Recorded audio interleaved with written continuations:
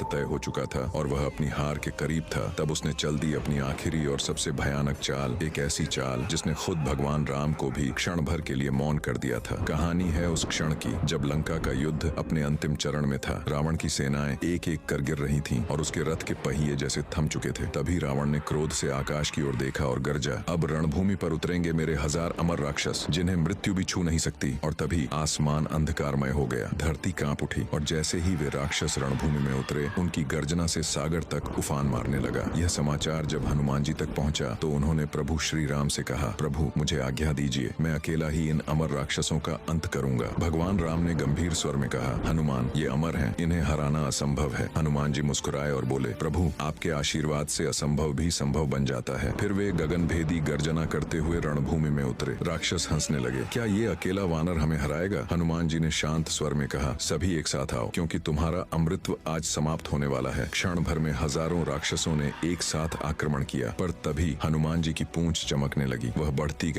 गई और अगले ही पल वह बिजली की तरह घूमी। आकाश में अग्नि की लपटें उठी, धरती पे मानो बादल छा गए और हनुमान जी की पूंछ ने सभी अमर राक्षसों को एक साथ लपेट लिया। फिर उन्होंने उन्हें आकाश में इतनी ऊंचाई तक फेंक दिया जहाँ से वे कभी लौट ही नहीं सके। उनका अमृत्व उसी क्षण समाप्त हो गया, क्योंकि ईश्वर की इच्छा से बड़ा कोई वरदान नहीं। और तब भगवान राम बोले, हनुमान तुम केवल मेरे भक्त नहीं, तुम स्वयं मेरे पराक्रम का विस्तार हो। सोचिए, जो अमर थे वो भी हनुमान जी के चरणों में समा गए। अगर आपको भी हनुमान जी की शक्ति पर गर्व है तो कमेंट में जोर से लिखो, जय बजरंगबली।